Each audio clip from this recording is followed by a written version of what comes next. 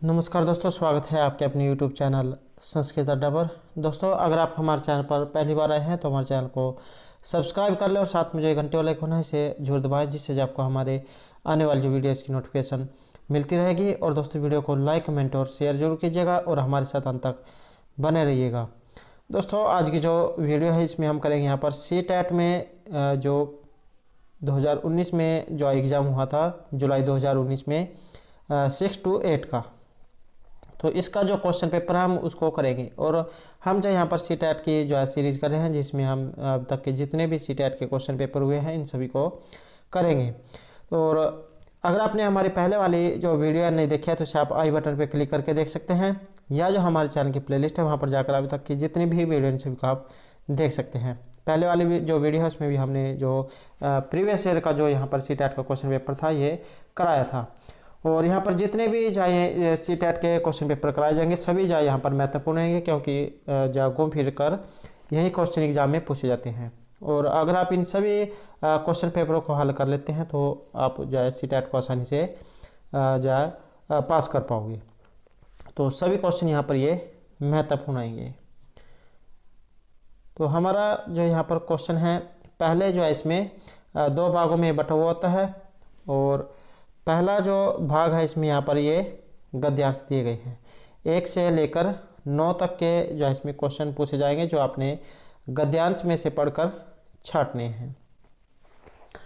तो अस्मिन् ब्रह्मांडे बहूनि ग्रह नक्षत्राणि सन्ति, आकाशे मंगल बुध गुरु आदि ग्रह नक्षत्रेषु सूर्योऽपि एकं नक्षत्रमस्ति। तो अस्य प्रकाशने पृथ्वी चन्द्रादयः प्रकाशन्ते नक्षत्रम् एतत् ऊर्जस्य महास्त्रोतः हस्ति वैज्ञानिकस्य ऊर्जसम्प्राप्ति विशेषेण उन्मुखा सन्ति। सूर्यः संसारस्य प्रकाशकः स्य उष्मणः आधिक्येन वसन्त ग्रीष्म वर्षा अनधिक्येन च शरद हेमन्त शिशिर च ऋतवः भवन्ति। जीवनानां स्वास्थ्ये अपि सूर्यस्य महती भूमिका अस्ति और कतिपयः योगक्रिया अस्य तपे एव क्रियन्ते। ऋषे अथर्वणः मते उदीयमानस्य सूर्यस्य रश्मिभिः शिरोवेदना दूरीकर्तुं शक्यते, अतः प्राकृतिक चिकित्सा रूपेण सूर्यः अस्माकम् उपकारकः। शारीरिक शास्त्रे सूर्यस्य रश्मि सेवनं सूर्यस्नानमिति रूपेण प्रसिद्धं। पादपानां वनस्पतीनां विकासोऽपि सूर्यस्य उष्मणं विना न सम्भवति, अतः भूतले सर्वेषां जीवनं सूर्य आधारितम् एव। तो सूर्य जो है, सूर्य की किरणें, प्रकाश, उसके बारे में इस पद्यांश में बताया गया है कि सूर्य धूप जो होती है ये कितनी जरूरी होती है। तो सूर्य की जो किरणें हैं उसके बारे में यहाँ पर बताया गया है। अब जो यहाँ पर आपने इसमें क्वेश्चन जो छाट कर लिखने हैं, तो वसंत ग्रीष्म वर्षा ऋतु है कथम भवन्ति, तो इसके बारे में पूछा गया है कि वसंत ग्रीष्म वर्षा ऋतुएं क्या होती हैं, तो किसके कारण ये होती हैं। तो इसमें जो आंसर है रहेगा ऑप्शन डी, सूर्यस्य उष्मणः आधिक्येन, सूर्य की उष्मा जो है प्रकाश उसकी अधिकता के कारण। सूर्य की जो किरण है उसी के ऊपर पूरा गद्यांश है, तो इसमें इसका आंसर ये अधिकता से रहेगा। यहाँ पर दोनों क्वेश्चन सेम टू सेम लग रहे हैं। पहले में इसमें यहाँ पर अधिकता दी गई है और इसमें अनाधिकता दी गई है, तो ये आपने जरूर देख लेना है। तो इसमें अधिकता आएगा ऑप्शन डी। नेक्स्ट है किरणै इति पदस्य समानार्थक शब्द अनुच्छेदे अस्मिन् प्रयुक्तः तच्चित्वा लिखेत।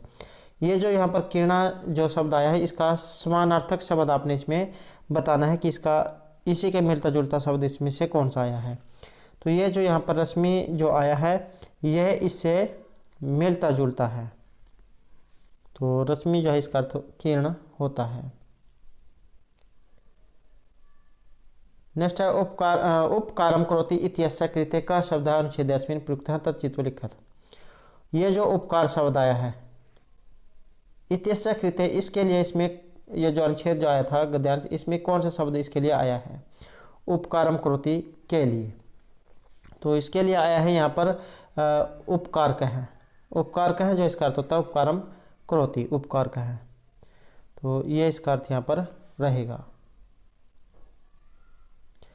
नेक्स्ट है सूर्यस्य रश्मि सेवनम किम नाम्ना प्रसिद्धम, सूर्य की जो किरणें होती हैं किस नाम से प्रसिद्ध हैं। तो ये है सूर्य स्नानम, सूर्य स्नान के समान। तो इसमें जो है आंसर ऑप्शन डी ये रहेगा, सूर्य स्नान के नाम से ये प्रसिद्ध है। नेक्स्ट है हरास्वापि इत्यस्य विलोम शब्द अनुच्छेद अस्मिन् प्रयुक्तः तच्चित्वा लिखत। ये जो ह्रासवापी जो शब्द आया है इसका विलोम शब्द उल्टा जो अर्थ है ये आपने इसका बताना है। तो इसका जो यहाँ पर विलोम शब्द है ये रहेगा ऑप्शन डी, विकास। ह्रास होना हानि और विकास लाभ, तो विकास होना यहाँ पर सही आंसर इसका रहेगा ये। नेक्स्ट है कुत्र बहुनी ग्रह नक्षत्राणि सन्ति। कुत्र कहाँ पर ये बहुत ज़्यादा ग्रह और नक्षत्र होते हैं, तो सबसे जो ज़्यादा ये होते हैं ये ब्रह्मांड में होते हैं। तो ब्रह्मांड जो इसमें ही अनेक ग्रह नक्षत्र ये विद्यमान होते हैं, जैसे सूर्य, मंगल, बुध। जो दूसरी जो लाइन आई है गद्यांश की, आकाशीय मंगल बुध ग्रह गुरु आदिशु ग्रह नक्षत्र सूर्योपि एक नक्षत्रम अस्ति। तो ये सभी जो यहाँ पर इसमें मिलते हैं ब्रह्मांड में, क्योंकि और यह नदी है, ये घर है, ये सागर है, तो ब्रह्मांड सिर्फ यही है। अगला क्वेश्चन यहाँ पर सूर्य की मस्ती, यहाँ पर जो सूर्य है इनमें से एक क्या है। तो सूर्य जो दूसरी जो लाइन आई थी, आकाशीय मंगल बुध गुरु आदेशु ग्रह नक्षत्र सूर्योपि एकम नक्षत्रम अस्ति। तो क्या है, ये एक नक्षत्र है। अगर आप ये जो गद्यांश जो है इसे अगर एक बार भी ध्यान से पढ़ लेते हैं तो बिना देखो ही दूसरी बार देखने की आपको जरूरत नहीं पड़ेगी, पहली बार में आप सभी क्वेश्चनों को हल कर लेंगे अगर ध्यान से पढ़ेंगे। नेक्स्ट है प्रकाशिता भवन्ति इत्यस्य कृते अनुच्छेदेऽस्मिन् का शब्द है प्रयुक्तः चित्वा लिखत।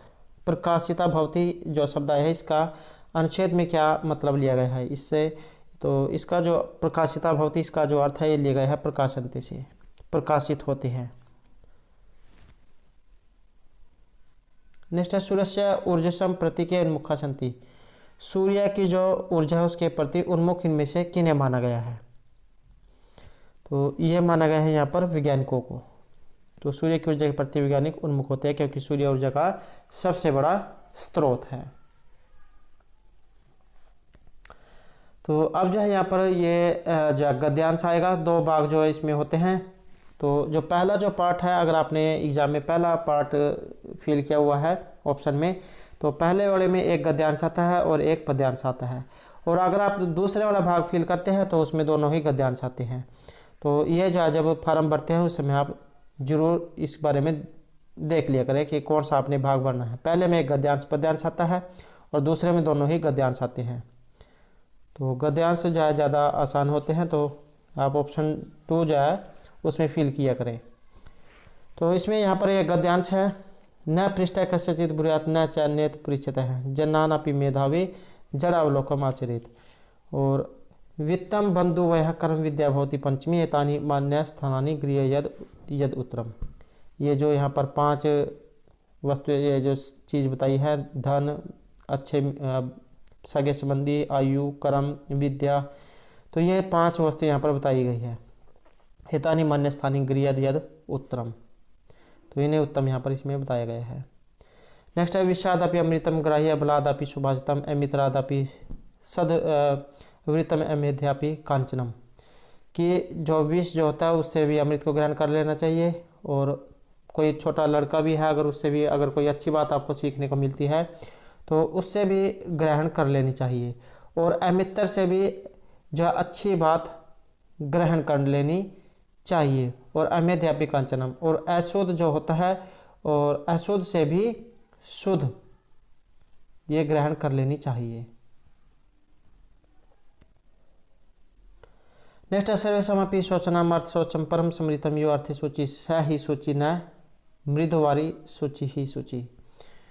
तो इसमें कहा गया कि जो धर्म से ही पदार्थों का संचय करना है वही सब पवित्रताओं में उत्तम पवित्रता, अर्थात जो अन्यास से किसी पदार्थ का ग्रहण नहीं करता वही पवित्र है, किंतु जल मृतिका आदि से जो पवित्रता होती है वह धर्म के समान उत्तम नहीं होती है। नेक्स्ट यदा धेनु शास्त्रेषु वत्सोगस्ति मात्रम तथा यच्च कृतम कर्म कर्तारम अनुगस्ति ही। तो ये भी ज्यादा महत्वपूर्ण इसमें गद्यांश में बताया गया है कि जिस प्रकार हजारों गायें अगर एक साथ खड़ी हो और उसमें अगर एक बछड़े को छोड़ दिया जाए तो वो बछड़ा जो हजारों गायों में से भी अपनी माँ के पास ही जाएगा। तो इसी प्रकार इसमें कहा गया है तथा यच्च कर्म कृतम कर्तारम अनुगस्ति। उसी प्रकार तुम जो जैसे काम करोगे वो कर्म भी जाए, चाहे कितनी भीड़ हो वो भी तुम्हारा ही अनुकरण करेंगे, तुम्हारे पीछे पीछे ही वो तुम्हारे पास आ जाएंगे। तो तुम जैसा काम करोगे उसका फल तुम्हें मिलेगा।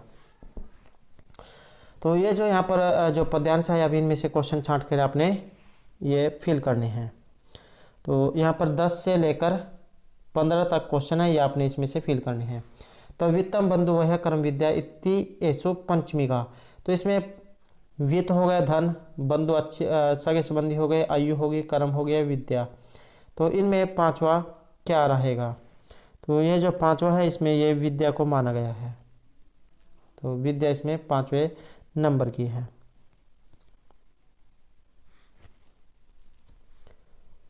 नेक्स्ट स्वीकुर्यात इत्यस्य कृते का शब्द श्लोके प्रयुक्त है तच्चित्व लिखित।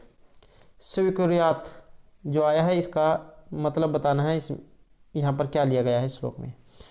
तो इसका जो यहाँ पर अर्थ है ये रहेगा ग्रहण करने से, स्वीकार करना, किसी चीज़ को ग्रहण कर लेना। और सभी जाए नेगेटिव में है, न ग्रहण करना, न स्वीकार करना, पतन का अर्थ भी गिरना होता है। तो यहाँ पर सिर्फ लेने जो है ये ग्राह्य अर्थ इसका होता है। नेक्स्ट है का सूची ही भवती, यहाँ पर सूची ही क्या होती है? तो ये बताई गई है यहाँ पर ऑप्शन डी में।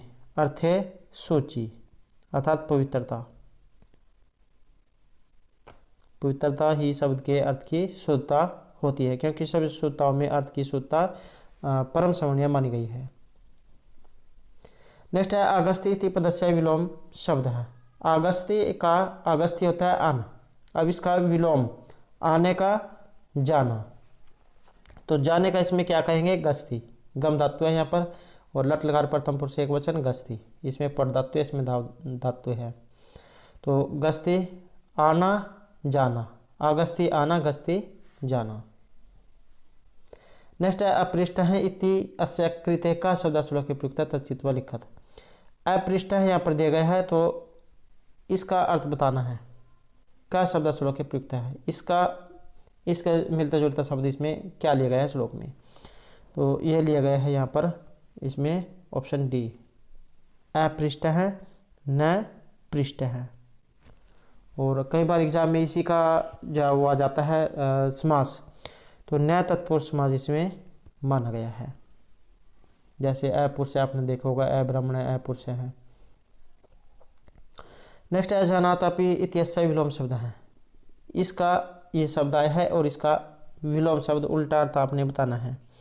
तो अजानातापि न जानते हुए भी, तो क्या बनेगा? जानते हुए भी। तो ये बनेगा ऑप्शन ए यहाँ पर, अजानातापि न जानते हुए भी, और जानातापि जानते हुए भी। नेक्स्ट है यहाँ पर जो अब 16 से जो 30 तक क्वेश्चन पूछे जाएंगे, तो ये जो पैडागोजी जो है वहाँ से क्वेश्चन पूछे जाएंगे 16 से लेकर 30 तक। तो भाषा शिक्षण समय शिक्षकः विज्ञान विषयात् तथा सामाजिक विज्ञान विषयात् उदाहरणानि ददाति अहम प्रविधि कथ्यते। तो भाषा शिक्षण जो है इसमें शिक्षा विज्ञान के विषय से और सामाजिक विज्ञान के विषय से उदाहरण को लेता है। तो यह किस प्रकार की विधि है? तो ये जो विधि है ये है यहाँ पर विज्ञान भाषा शिक्षण की विधि। एक शिक्षक जो है ये भाषा शिक्षण पढ़ाते समय विज्ञान विषय और सामाजिक विषय के उदाहरणों का प्रयोग करता है। तो इस प्रकार की विधि को विज्ञान भाषा शिक्षण विधि कहा गया है।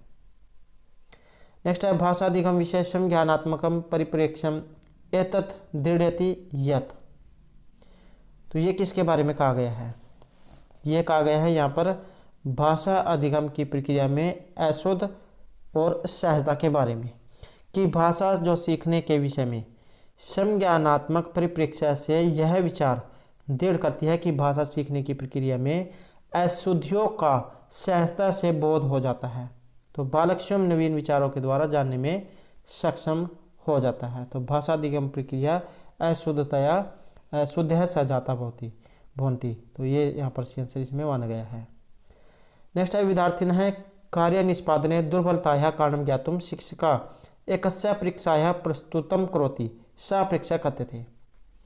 तो विद्यार्थिन कार्य निष्पादने दुर्बलतायाः कारणं ज्ञातुं, तो शिक्षक जो है ये विद्यार्थियों के किस चीज़ में कमजोर है, इसको कारण जानने के लिए एकस्य परीक्षा प्रस्तुतम करोति, एक परीक्षा का आयोजन करते हैं। तो वह परीक्षा क्या कही जाएगी? अगर आपने किसी के बारे में ये पता लगाना हो कि ये किस विषय में कमजोर है या क्यों कमजोर है, तो इसे क्या कहा जाएगा? तो इसे कहा जाएगा यहाँ पर इसका ये निदान। तो विद्यार्थियों के कार्य निष्पादन में दुर्बलता का कारण जानने के लिए शिक्षिका एक जो परीक्षा प्रस्तुत करेगी उसका नाम होगा निदानात्मक परीक्षा। अगर आपको ये हिंदी वाला शब्द समझ में नहीं आता है तो आप एक जो है एक बार नज़र इंग्लिश वाले शब्द पर भी जोर मार लगा, क्योंकि कई बार जो है हिंदी वाला शब्द समझ में नहीं आता और इंग्लिश वाले शब्द से आसानी से समझ में आ जाता है। तो दोनों शब्द एक बार देख लें अगर हिंदी से समझ में ना आए। नेक्स्ट है भाषा परीक्षायाः उत्तराणि दृष्ट्वा षष्ठकक्षायाः शिक्षिका अवगच्छति यत् छात्राणां प्रदर्शनं समीचीनं नास्ति इति। अनन्तरं सा अन्यस्याः परीक्षायाः रचनां कृत्वा तां नियोजयति। एवं प्रकारक परीक्षा। तो यहाँ पर किस प्रकार की परीक्षा के बारे में ये बात हो रही है?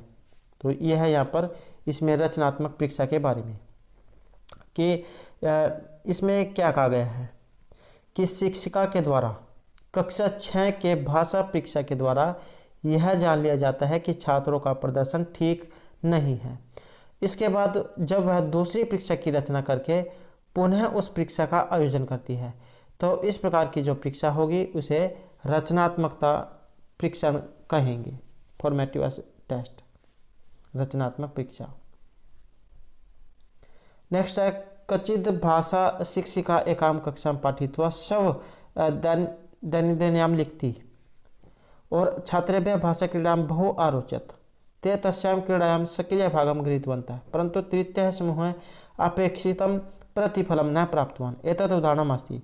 तो ये उदाहरण यहाँ पर इनमें से किसके बारे में कहा गया है? तो ये जो है उदाहरण यहाँ पर ये रहेगा उपाख्यानात्मक वृत्ति का, कि कोई भाषा शिक्षिका एक कक्षा को पढ़ाकर अपनी दिनचर्या के कार्य में उसे लिखती है कि आज उसने क्या पढ़ाया है और छात्रों को भाषा क्रीड़ा बहुत रुचिकर लगा, वे उसमें सक्रिय रूप से भाग लिए, लेकिन तृतीय समूह से अपेक्षित फल प्राप्त नहीं हुआ। तो ये किसका उदाहरण है? तो यह है उपाख्यानात्मक वृत्ति का। अगला क्वेश्चन यहाँ पर एक है प्रभावी भाषा शिक्षक है। एक प्रभावी भाषा शिक्षक के लक्षण तो ये माने गए हैं यहाँ पर इसमें ऑप्शन बी में। तेषां प्रश्न पत्राणां निर्माणं करिष्यति यानी पाठ्य पुस्तक आधारितानि एव सन्ति। लेकिन यहाँ पर जो आंसर है ये ए और बी दोनों सही माने गए हैं कि पाठ्य पुस्तकस्य उपयोगं करिष्यति तथा पाठ्य पुस्तकात् बहिरपि गमिष्यति और तेषां प्रश्न पत्राणां निर्माणं करिष्यति यानी पाठ्य पुस्तक आधारितानि एव सन्ति। तो पाठ्य पुस्तक पर आधारित भी होने चाहिए और उससे बाहर भी। तो दोनों ही जो यहाँ पर सी आंसर इसमें जो है माने गए हैं। तो एक प्रभावी अच्छा जो भाषा शिक्षक होगा वो उन प्रश्न पत्रों का निर्माण करेगा जो पाठ्य पुस्तक से आधारित होते हैं। अगला क्वेश्चन है भाषा अधिगमार्थम किम सर्वाधिकम महत्वपूर्णम। भाषा का अधिगम अर्थात उसे समझने के लिए सबसे अधिक महत्वपूर्ण इनमें से क्या माना गया है? तो सबसे अधिक जो महत्वपूर्ण माना गया है यहाँ पर बाल साहित्य को। तो भाषा सीखने के लिए बाल साहित्य जो है सबसे अधिक यहाँ पर महत्वपूर्ण इसमें माना गया है। नेक्स्ट क्वेश्चन है किम विद्यार्थीषु सृजनशीलतां प्रोत्साहित। विद्यार्थियों में जो सृजनशीलता जो होती है उसको इनमें कौन उत्साहित करेगा, कौन बढ़ाएगा? तो इसमें बताया गया है ये ऑप्शन ए स्वभाव अनुसारम स्वतंत्रता लिखितुम अवसर प्रदानम। उन्हें जो अपनी मर्जी के अनुसार लिखने की छूट दी जानी चाहिए। तो विद्यार्थियों में जो सृजनशीलता है क्रिएटिविटी जिसे कहा जाता है इसका प्रोत्साहन होगा कि उन्हें स्वयं के अनुभव को लिखने की स्वतंत्रता के लिए अवसर प्रदान किया जाए या उन्हें जो एक विषय दे दिया जाए कि भाई आपने जो इस विषय पर लिखना जो भी आपके दिमाग में आता है। तो इस प्रकार की जो है उनमें ये जो सृजनशीलता जो है इसका विकास इसमें होगा, शब्द भंडार जो ये विषय बढ़ेगा। नेक्स्ट है भाषा मनः प्रतिचित्रणम नाम। मनः प्रतिचित्रणम का नाम पूछा गया है। तो ये रहेगा ऑप्शन बी यहाँ पर एकस्य साहसिक कार्यस्य कार्य योजना तथा तस्याः निवेदनम कर्तुम छात्रेभ्यः निर्देश है कि भाषा में मन का प्रतिचित्रण एक साहसिक कार्य के लिए कार्य योजना तथा उसके निवेदन करने के लिए छात्रों को निर्देश दिया गया। तो उस कार्य को करने से पहले मानसिक संकल्पना के द्वारा जो योजना तैयार की जाती है भाषा शिक्षण में उसे मनः प्रतिचित्रणम नाम दिया गया है।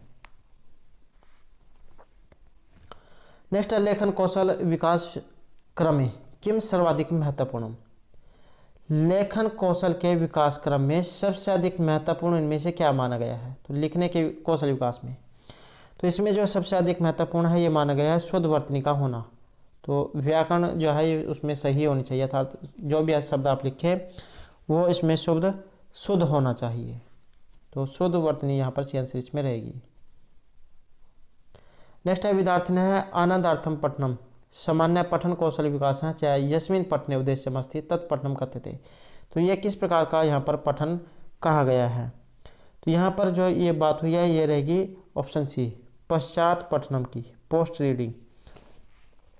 तो सामान्य पठन जो कौशल है इसके विकास के लिए अध्यापक के द्वारा आदर्श वाचन करने के बाद विद्यार्थियों द्वारा उसका अनुवाचन किया जाता है जिसमें विद्यार्थी प्रसन्नतापूर्वक पढ़ते हैं। इससे सामान्य पठन कौशल का बालकों के अंदर विकास होता है एवं उसकी रुचि भी बढ़ती है। तो इस प्रकार के जो पठन है इसको पश्चात पाठन अनुवाचन कहा गया है। नेक्स्ट है कविता पाठन समय किम सर्वाधिक महत्वपूर्ण। कविता पाठ जो होता है उसके सबसे अधिक महत्वपूर्ण इनमें से क्या माना गया है। तो कविता पाठ के समय में तो इसमें जो सबसे महत्वपूर्ण माना गया है ये माना गया ऑप्शन सी कविता भावनात्मक विषयान्यास्य परिस्थिति कि कविता का पाठ करते समय सबसे अधिक महत्वपूर्ण है कि कविता भावनात्मक विषयों को स्पर्श नहीं करती हो। तो ये यहाँ पर आंसर इसमें रहेगा।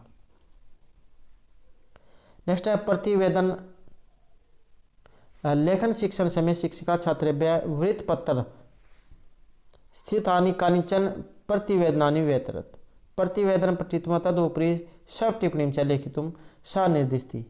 तो अत्र वृत्तपत्रांश यह शिक्षिकया व्यवहृता स कथ्यते। तो ये यहाँ पर किसके बारे में कहा गया है, उन्हें टिप्पणी लिखने के लिए देती है। तो यहाँ पर जो कहा गया है ये कहा गया है अध्ययन सामग्री के लिए। प्रतिवेदन लेखन के समय में अध्यापिका छात्रों को वृत्तपत्र से संबंधित कुछ प्रतिवेदनों को वितरण करती है अर्थात उन्हें बांटती है। प्रतिवेदन को पढ़ने के लिए तथा उसके ऊपर अपनी टिप्पणी लिखने के लिए वह उन्हें निर्देश देती है। तो यहाँ जो वृत्तपत्र शिक्षक द्वारा व्यवहार में लाया गया उसको अध्ययन सामग्री कहते हैं। नेक्स्ट क्वेश्चन है यहाँ पर भारते कति भाषा परिवाराः सन्ति। भारत में कितने भाषा परिवार हैं। तो यहाँ जो आंसर माना गया है ये रहेगा ऑप्शन से ए 6। तो यहाँ पर जो है 6 भाषा परिवार इसमें माने गए हैं। इंडो जर्मनिक इंडो कैल्टिक आर्य परिवार, संस्कृत परिवार, काकेशियन परिवार और सफेटिक परिवार। तो इस प्रकार के 6 परिवार यहाँ पर ये माने गए हैं। नेक्स्ट क्वेश्चन यहाँ पर कस्मिन् भाषा शिक्षण विदो मातृभाषा या प्रयोग कक्षायाम निषिद्ध है। किस प्रकार की मातृभाषा का प्रयोग कक्षा में निषिद्ध है। तो इसमें माना गया है ये निमज्जन विधो। निमज्जन जो भाषा शिक्षण इसमें मातृभाषा का प्रयोग कक्षा में निषिद्ध है क्योंकि ऑडियो लिंगुअल जो विधि है एक भाषा शिक्षण की भाषा प्रयोगशाली विधि है और नैसर्गिक विधि का प्रयोग शिक्षक करता है। इस प्रकार प्रत्यक्ष विधि का प्रयोग शिक्षक कक्षा में छात्रों के सम्मुख करता है। तो ये इसमें से इसका निषेध यहाँ पर माना गया है निमज्जन विधि का। तो इसमें जो ये पहला जो पार्ट था इसमें 30 क्वेश्चन थे। अगर आपने पहला पार्ट भरा है तो उसमें आपने ये वाला पोर्शन करना होगा पहले वाला। तो आप उसमें देख लेना आपने पहले वाले में हिंदी भरा हुआ है या संस्कृत भरा हुआ है। तो ये आप जरूर एक बार अपने एडमिट कार्ड में जांच लेना, उसी के बाद फिल करना क्योंकि यहीं पर जो सबसे ज़्यादा दिक्कत आती है। तो अब जब यहाँ पर जो दूसरा जो पार्ट है इसका तो इसको जो है अब करेंगे। इसमें जो दोनों गद्यांश आते हैं। तो इसमें रहेंगे 31 से लेकर 38 तक क्वेश्चन। नेक्स्ट है सांप्रतिकम युगम वैज्ञानिक युगम वर्तते अद्यमानः तथैव नास्ति यथा शतं वर्षाणि पूर्वम् आसीत्। जैसे 100 साल पहले थे। सर्वेषां जीवने वैज्ञानिक उपकरणानि प्रविष्टानि नगरेषु ग्रामेषु च सर्वे जनाः सर्वकार्येषु विज्ञानस्य साधनानां प्रयोगं कुर्वन्ति। रेलयानं दूरं गन्तुं लोकप्रियं वाहनमस्ति। दूरस्थः शब्दापि रेडियो माध्यमेन गृह्यन्ते। अधुना टेलिविजन यन्त्रं महदुपकारकं वर्तते। तेन गृहे स्थितः वयं चित्राणि पश्यामः। चित्रस्थ पात्राणां वचनानि शून्यम है। कंप्यूटर यंत्रम लघुकायमपि महद उपकारकम वर्तते। यद्यपि सहस्त्राधिकानां वैज्ञानिक उपकरणानां प्रयोगः अहर्निशं भवति तथापि जनानां सुविधावर्धनार्थं नवीनानि उपकरणानि आविष्क्रियन्ते। आयुर्विज्ञानस्य आविष्कारे रोगाः दूरीक्रियन्ते जनानां जीवनं च सुखं च वर्धते। तो वैज्ञानिक जो उपकरण है विज्ञान, इसके बारे में यहाँ पर बताया गया है। तो अब जो यहाँ पर इसमें से देखकर आपने क्वेश्चन फिल करने हैं। तो इसमें पहला क्वेश्चन रहेगा कि दूरम गंतुम लोकप्रिय वाहनम। अगर आपने कहीं दूर जाना हो तो इसके लिए आप इनमें से किसका प्रयोग करते हैं। तो आपने अपनी तरफ से नहीं देखना है, जो इस गद्यांश में बताया गया है तो ये आपके लिए यहाँ पर रहेगा। तो इस गद्यांश में जो आप पूछा गया है वो आपने इसमें आंसर बताना है। तो इसमें इसका आंसर जो रेल यान माना गया है। आप दूर जाने के लिए रेल का प्रयोग करते हैं। अगर आप अपनी तरफ से लगाएंगे तो यहाँ पर सारे आंसर सही रहेंगे, लेकिन जो यहाँ पर गद्यांश है गद्यांश में से पूछा गया है। तो आप गद्यांश को एक बार अगर ध्यान से पढ़ लेते हैं तो दोबारा आपको पढ़ने की जरूरत इसमें नहीं रहेगी। तो रेल के बारे में यहाँ पर इसमें बताया गया है। नेक्स्ट है अधुना इति पदम कीदृशम पदम अस्ति। अधुना जो है इसका मतलब होता है अब। तो इसके समान पद यहाँ पर ये किस प्रकार का यहाँ पर पद है। तो अधुना ये एक अव्यय पद है, और अव्यय जो होता है किसी लिंग व्यक्ति वचन जो है इनमें कोई परिवर्तन नहीं होता है, तो उन्हें अव्यय कहा जाता है। तो अव्यय पद यहाँ पर ये रहेगा। नेक्स्ट रात्रि दिवम इति पदस्य पर्याय शब्द है। दिन और रात, रात्रि और दिवम, इस पद का पर्यायवाची जो शब्द है ये अनुच्छेद में कहाँ पर आया है। तो इसका जो यहाँ पर पर्यायवाची है ये है अहर्निशम। इसका मतलब होता है दिन रात। रात्रि दिवम और अहर्निशम ये दोनों एक है। ये दिन है, ये रात है, ये उभय संधि अर्थात संधि के बीच में है। तो यहाँ पर सी आंसर ये डी रहेगा, अहर्निशम। नेक्स्ट है आविष्कारः क्रियन्ते इत्यस्य कृते का शब्द अनुच्छेदे अस्मिन् प्रयुक्ते। आविष्कार जो यहाँ पर शब्द आया है, आविष्कार किए जाते हैं, तो इसके लिए कौन सा शब्द यहाँ पर इस अनुच्छेद में आया है।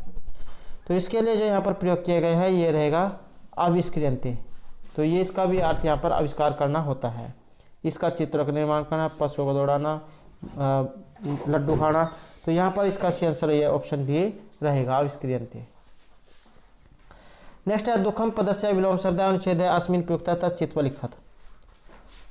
तो दुखम पदस्य विलोम शब्द है, ये जो यहाँ पर दुख पद आया है इसका विलोम शब्द अर्थात इसका जो उल्टा शब्द है ये विलोम शब्द ये आपने इसमें बताना है। तो दुख, दुख का जो उल्टा विलोम होता है ये होता है सुख। तो सुखम यहाँ पर सी आंसर इसमें रहेगा। मधुरम होता है मधुरम या कटु, पुष्पम कंटकम, फलम निष्फलम। तो ये सुखम इसका सी आंसर यहाँ पर रहेगा। नेक्स्ट है सांप्रतिकम युगम कीदृशम युग वर्तते। आज का जो युग है ये किस प्रकार का युग है। तो ये है वैज्ञानिक युग। नेक्स्ट है केषां जीवने वैज्ञानिक उपकरणानि प्रविष्टानि। किन के जीवन में वैज्ञानिक उपकरण का प्रवेश है। तो ये रहेगा ऑप्शन डी यहाँ पर, सर्वेषां इन सभी में, सभी के जीवन में जो है यहाँ पर जो विज्ञान ये है इसके उपकरणों का प्रवेश है। नगर और गांव में सभी लोग अपने अपने कार्यों जो है ये विज्ञान के जो साधन है उसका प्रयोग करते हैं। नेक्स्ट क्वेश्चन है यहाँ पर प्रवेशम प्राप्तानि इत्यस्य पर्याय शब्दानुच्छेदे अस्मिन्। प्रवेशम प्राप्तानि शब्द आया है, ये जो प्रवेशम प्राप्तानि शब्द आया है इसका पर्यायवाची शब्द, इसका समानार्थक शब्द इसमें कौन सा है। प्रवेशम प्राप्तानि, तो इसका जो समानार्थक शब्द है ये रहेगा प्रविष्ट करना। पीतानि पीना, हंसना। तो ये जो है यहाँ पर आंसर इसमें रहेगा प्रवेश करना। तो यहाँ पर जो आप दूसरा गद्यांश है और इसमें आपने 39 से लेकर 45 तक के जो क्वेश्चन है ये इसमें से छांट कर भरने हैं। तो इसमें कहा गया है कि भारत देशस्य उत्तर दिशां दिशि हिमालय नाम पर्वतराज है। अस्य तुंगानि शिखराणि सर्वदा हिमेन आच्छादितानि ही भवन्ति। अयं पर्वतः पूर्व सागरात् पश्चिम सागरात् पर्यन्तं स्थितः। अस्य मेखलासु नानाविधः औषधयः प्रहरन्ति। तासु काचन रात्रौ दीपा एव प्रकाशन्ते। अत्रेषु वृक्षेषु शालः देवदार सुतराम उपयोगिनः। अत्र व्याघ्रः रिक्षाः वृकाः सब छन्दं विहरन्ति। अस्मिन्नेव क्षेत्रे कस्तूरी मृगाः विहरन्ति। अस्यैव नाभिमण्डलात् कस्तूरिका जायते। तो इयं वैद्यैः विविधानां रोगाणां चिकित्सायै प्रयुज्यते। अत्रैव मांसं सलह अर्थात मानसरोवर। अस्ति यत्र हंसः विहरन्ति अस्य सरोवरस्य तटे ऋषीणाम आश्रमः सन्ति। तो ये जो पर्वतराज है हिमालय, इसके बारे में कहा गया है कि यहाँ पर जो है औषधि जो है इनका खजाना है। तो यहाँ पर सभी जीव जंतु है, सभी प्रकार के वृक्ष पौधे पाए जाते हैं और औषधियाँ यहाँ से मिलती है। तो इसके बारे में यहाँ पर कहा गया है। मानसरोवर है जहाँ पर हंस पक्षी जाए विचरण करते हैं, घूमते फिरते हैं, तो इसके बारे में यहाँ पर कहा गया है। तो इसमें से क्वेश्चन छांट के लिखने हैं। तो परतंत्रम इति पदस्य विलोम शब्द है। परतंत्र का विलोम क्या होता है? तो यहाँ पर जो परतंत्र है इसका जो विलोम है ये होगा स्वच्छंद। एक ये है गुलामी और यह है आज़ादी। तो स्वच्छंद यहाँ पर ही रहेगा। परतंत्र जो होता है दूसरे के नियमों में बंधा होना, गुलामी आप बस इसे कह सकते हैं। अगला क्वेश्चन यहाँ पर उत्पन्ना भवति इति यस्य पर्याय शब्द अनुच्छेदे अस्मिन् प्रयुक्तः तच्चित्वा लिखत। उत्पन्ना भवति उत्पन्न होते हैं, इसका पर्यायवाची शब्द इन अनुच्छेद में से आपने बताना है। तो ये रहेगा ऑप्शन बी। उत्पन्न होना का मतलब होता है यहाँ पर जायते, जी धातु है उत्पन्न होने अर्थ में, तो जायते यहाँ पर रहेगा। नेक्स्ट क्वेश्चन रहेगा यहाँ पर सरोवरस्य तटे केषाम् आश्रमः सन्ति। सरोवर जो है इसके तट पर किन का आश्रम है? तो यहाँ पर जो सबसे लास्ट की जो लाइन है अस्य सरोवरस्य तटे ऋषीणाम आश्रमः सन्ति। तो किन का आश्रम है? तो ऋषियों का आश्रम है। तो इसमें जो आंसर है ये है हमारा ऑप्शन बी, ऋषिणाम, षष्ठी विभक्ति बहुवचन। राम का जो शब्द रूप है ये आपने याद कर लेना, नहीं होगा तो, क्योंकि इसी से शब्द लगभग जो है 90% रूप इसी के ही आते हैं, यहीं से बनते हैं। तो राम का तो जरूर आपके याद होना चाहिए। नेक्स्ट है विस्तारम प्राप्त है। पदस्य कृते का शब्दानुच्छेद अस्मिन् प्रयुक्त है। विस्तारम प्राप्त है, इससे मिलता जुलता इनमें से कौन सा है जो इस गद्यांश में आया है? तो विस्तारम प्राप्त है, तो इसका जो यहाँ लिया गया है विस्तृत से, विस्तृत जो है विस्तार, तो विस्तार प्राप्त होता है, विस्तृत है, ये अर्थ यहाँ पर रहेगा। बाकी ये अविस्तृत विस्तार न होना ये भी वही है, ये कोमल है। नेक्स्ट है कस्य उत्तर श्याम दिशी पर्वतराज है। ये जो किसकी उत्तर दिशा में पर्वतराज है? तो ये किन की उत्तर दिशा में है?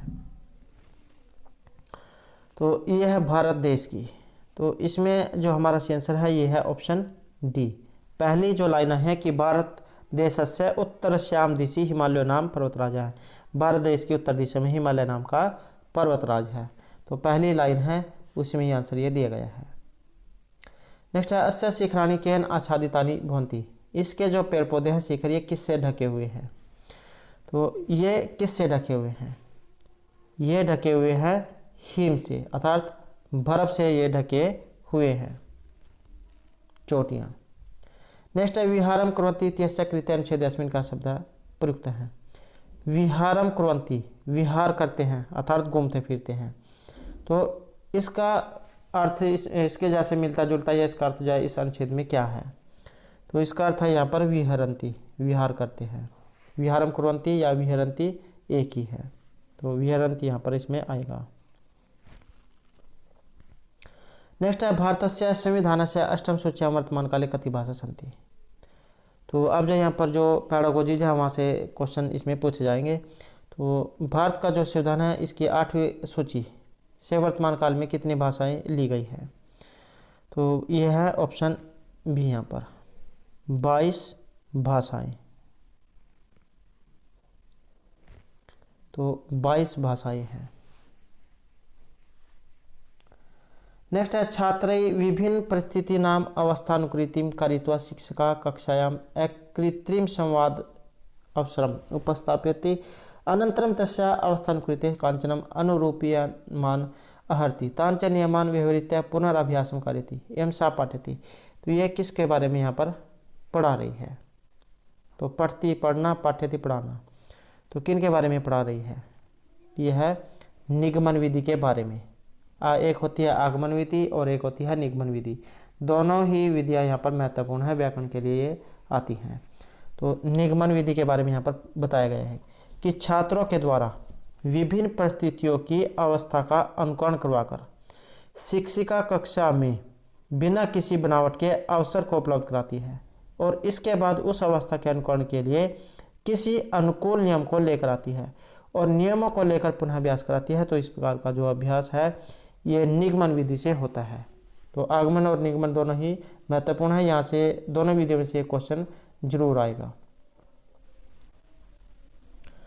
तो यहाँ क्वेश्चन है कि एक भाषा अध्यापक सर्वेषां छात्राणां अधिगम शैलीनाम आवश्यकतां समयोजितुं शक्नोति। तो ये आवश्यकताओं का समायोजन कर सकता है। तो इसमें जो हमारा सही आंसर है ये रहेगा ऑप्शन बी। केवलम अध्ययनार्थम नापितु नृत्यवाद्य क्रीड़ायां चित्रांकन कक्षायां च भागं गृहीतुं छात्रेभ्यः प्रेरयति। कि वह केवल पढ़ाने के साथ साथ नृत्यवाद्य और क्रीड़ा के लिए भी छात्रों को प्रेरित कर सकता है। तो यही काम नहीं है कि सिर्फ एक पढ़ा सकता है और सभी काम जो है उनके करा सकता है।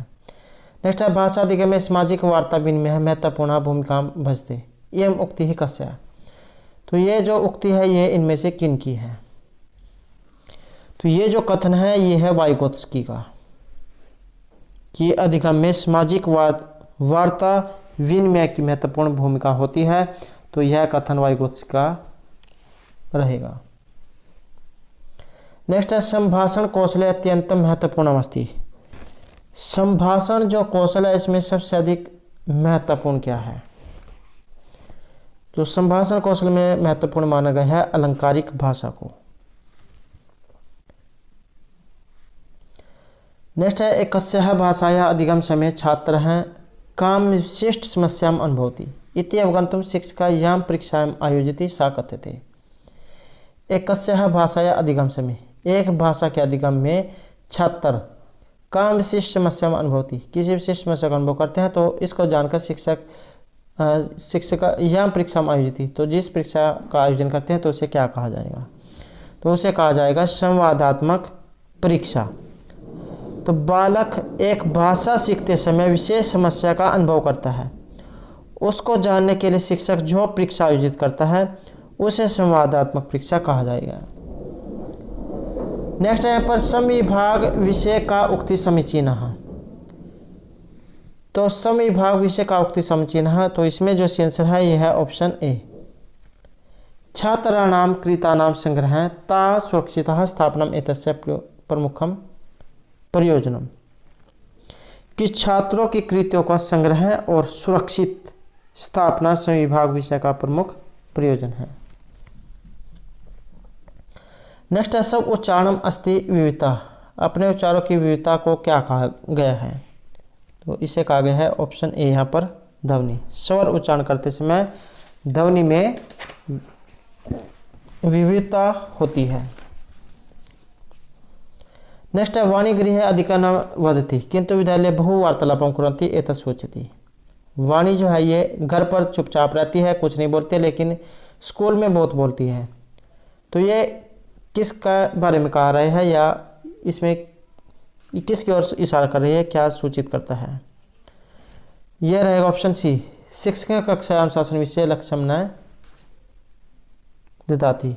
अथवा वाणी नामक बालिका घर पर नहीं बोलती है किंतु विद्यालय में बहुत बोलती है। तो यह बताता है कि शिक्षक कक्षा अनुशासन के विषय में ध्यान नहीं देता कि इसलिए वाणी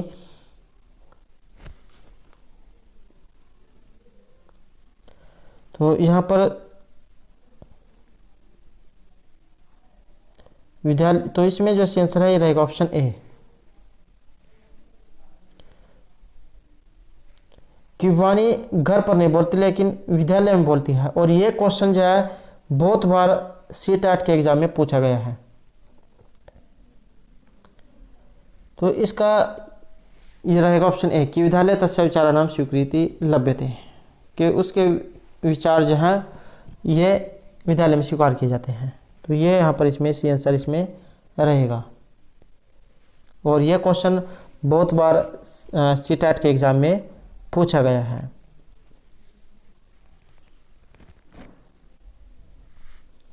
नेक्स्ट है भाषा दक्षतायाम के द्वे तत्वे सन्निविष्ट है।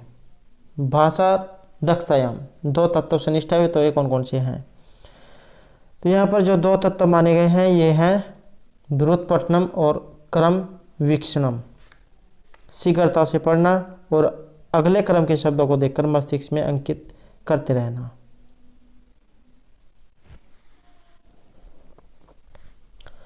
नेक्स्ट है भाषा अधिगम सहजता भविष्यति। भाषा अधिगम सहजता से होगा यदि वह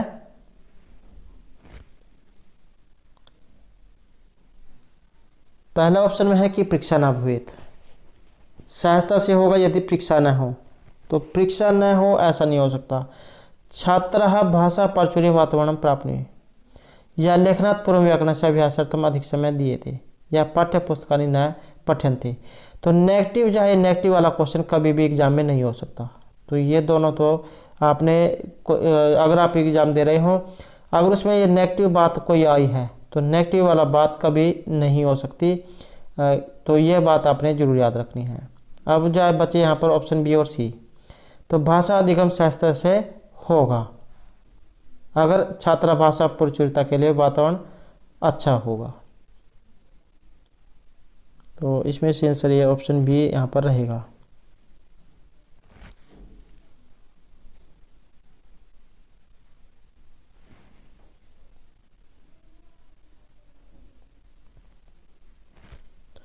अगला क्वेश्चन है पर प्रक्रिया लेखनार्थम अथो लिखते से किम अनुसरणम। प्रक्रिया लेखन के लिए यहाँ पर क्या अनुसरणीय है? तो इसमें अनुसरणीय क्या रहेगा? इसमें यहाँ पर रहेगा ऑप्शन बी, संबंध सूचक सर्वनाम प्रयोग है।